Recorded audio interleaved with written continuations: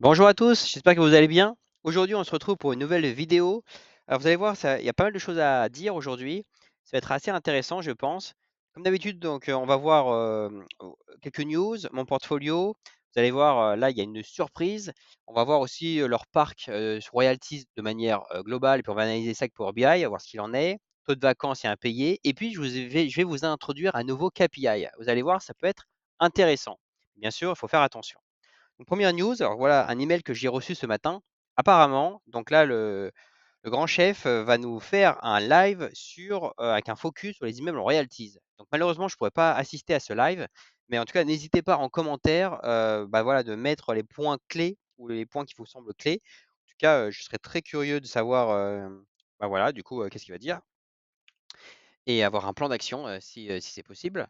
Le mois dernier, on avait annoncé qu'il y avait des ventes en cours, pof, ça a été finalisé. Donc j'ai fait des vidéos sur ce sujet, donc je ne vais pas forcément revenir dessus aujourd'hui. Mais en tout cas, voilà, on a moins 2 immeubles.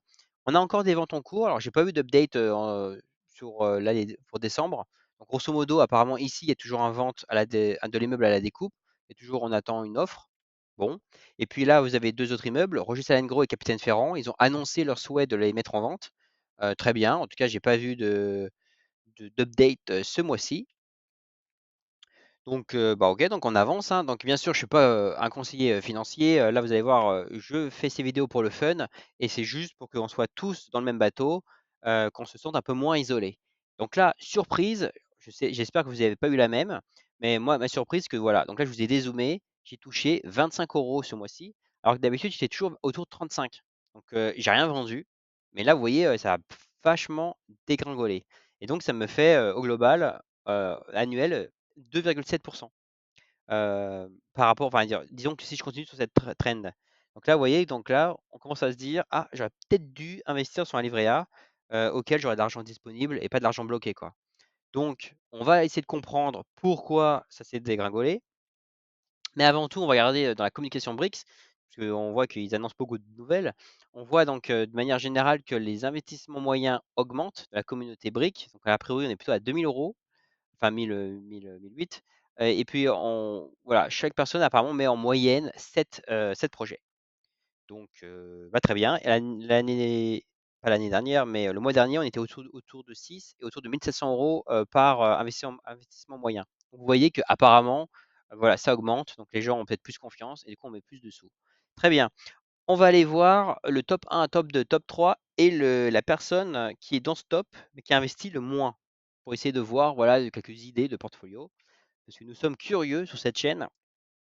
Donc top 1, on voit quand même que c'est un gars un peu chaud, puisqu'il a quand même 667 000 euros investis sur Brix.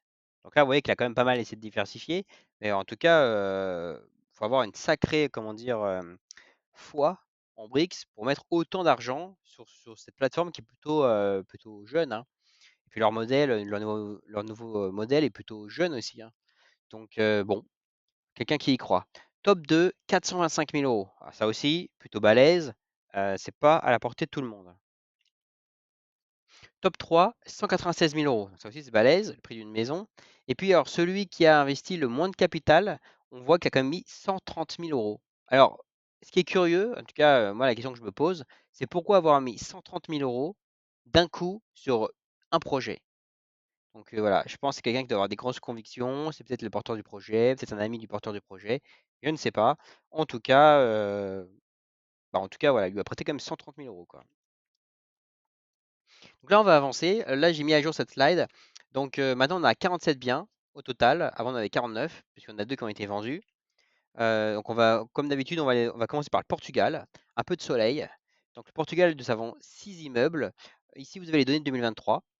Donc très bien, vous voyez la tendance, hein. Généralement, ça marche bien de juin à novembre et puis ça diminue. 2024, qu'est-ce qu'il en est? Effectivement, on voit bien que ça diminue tranquillement en novembre. Et puis décembre, j'imagine qu'on va s'attendre à du rouge. Donc au global, je dirais année moins bien, 2024 versus 2023 pour le Portugal. Pour les commerces en France, alors vous savez que d'habitude, j'adore les commerces. Là, vous voyez là, les données de 2023. Sur cette chaîne, on aime le vert. On n'avait que du vert. Là, c'était génial. Et là, 2024, ça commence un petit peu à vriller. Alors ce mois-ci, exceptionnellement, il paraît que je crois que c'est Niémen qui a un problème de paiement informatique. Et donc voilà, donc on a deux impayés, enfin deux impayés, deux commerces qui ne nous donnent pas d'argent euh, ce mois-ci. Donc 2 sur 4, ça fait 50%. Dommage. Chaptal qui est toujours pas loué. Alors lui, on espère que, je sais pas, ils vont le vendre ou ils vont le louer ou j'en sais rien. En tout cas, ça fait déjà un an et demi. Moi, je vous cache pas que voilà, j'ai mis 100 briques sur chaque commerce. Donc là, vous voyez, 1000 euros qui ne travaillent pas du tout depuis une année. Donc ça, c'est un peu, c'est vraiment dommage, quoi. J'avais peut-être trop de conviction à l'époque, on va dire. Ensuite, sur les immeubles en France, donc maintenant nous en avons 37. Très bien, j'ai mis à jour cette carte, vous voyez, c'est magnifique. 2023, donc là, j'ai pas mis à jour cette slide, mais vous voyez qu'on avait 39 biens. Voilà, grosso modo, vous pouvez regarder de loin la tendance. On voyait que c'était pas top top. Puis maintenant, 2024, donc j'ai mis à jour. Et là, vous voyez qu'il y a beaucoup moins de verre que l'année dernière. Donc, ça veut dire que les performances se dégradent. Et là, pour novembre, là, on est quasiment à un point bas, hein. On est à 8,33%. C'est le troisième plus mauvais mois en 2024, quoi. Donc voilà, maintenant, je suis pas trop surpris d'avoir eu que 25 euros. Mais bref, alors on va essayer de comprendre. Vous avez le top performer à gauche. Donc, vous voyez, on en a très peu, on en a 5. Mais faites attention que souvent, vous savez, ils rattrapent des impayés ou des choses comme ça. Et puis à droite, vous avez le top loser. Alors, top loser, on voit quand même qu'on a 12 immeubles qui ne nous versent aucun loyer ce mois-ci. Donc, moi, j'ai pas de bol, hein, j'en ai plusieurs dedans. Puisque c'est ça la magie de Brick, c'est que avant, certains immeubles marchaient super bien, aucun problème. Et puis d'un coup, là, vous avez plus de loyer.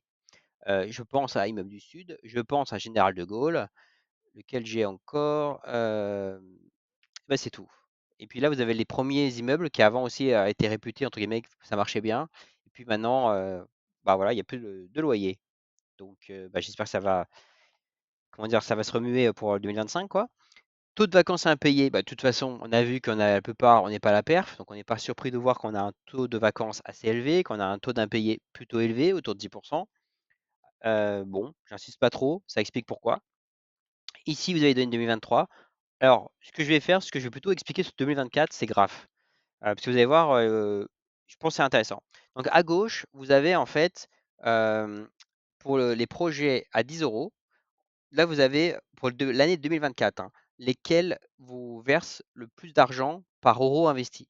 Donc là, on voit par exemple que Diefol c'est numéro 1, La Fabrique est numéro 2, Séville numéro 3. Et donc si vous regardez ce graphe en 2023, vous allez voir que globalement, vous n'avez pas forcément peut-être le même classement. En tout cas, ça, c'est vraiment nivelé sur l'année de 2024. Donc ça, c'est pas mal. Vous voyez, ça vous enlève les biais de ce mois-ci, il a rattrapé l'impayé, l'autre, il n'a pas payé, machin. Voilà. Et donc tout en bas, Capitaine Ferrand à 0, Chaptal 0, Stendhal 0. Qu'est-ce que ça veut dire? Ça veut dire que depuis le début de l'année, janvier 2024, on n'a pas touché un seul centime. C'est quand même dramatique. OK. Deuxième graphe. Deuxième graphe, là, qu'est-ce qu'on voit? On voit, en fait, ça, c'est pareil, ça prend en compte tous les mois pour chaque immeuble pour savoir combien de fois on était à la cible. Donc là, par exemple, Defaults qui est ouvert, ça veut dire qu'il ne nous a jamais déçus. C'est-à-dire que vous êtes un investisseur heureux. Par contre, plus vous avancez à droite, plus par rapport à vos attentes, ça baisse, quoi. Donc, voilà comment il faut comprendre. On voit quand même qu'au global, c'est quand même pas terrible. Troisième graphe intéressant, par rapport au mois d'avant, en fait là ici ce que j'ai fait, c'est que j'ai rajouté la renta sur prix marketplace. Donc là aujourd'hui nous sommes le 11 décembre 2024 et en fait j'ai regardé le prix le plus bas par brique pour chaque immeuble. Et ça en fait, donc je l'ai compilé avec le graphe d'avant qui vous dit que voilà sur quel projet on avait le meilleur retour sur investissement. Et puis ça vous donne en fait comment dire, une nouvelle valeur qui est le bleu clair, qui est la première ligne tout en haut en fait à chaque fois. Pour chaque immeuble, c'est la première ligne.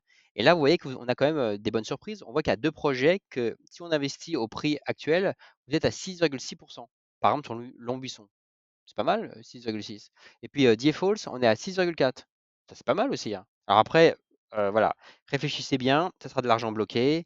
Euh, Puis après, peut-être à voir, à l'heure actuelle, maintenant, vous avez les nouveaux projets par obligation qui sont autour de 10-12%. Donc voilà, est-ce que ça vaut le coup de retourner sur de la marketplace, sur de royalties? Pas sûr. En tout cas, juste pour voilà, vous partager avec vous qu'a priori, non, on a peut-être des ratios intéressants, quoi.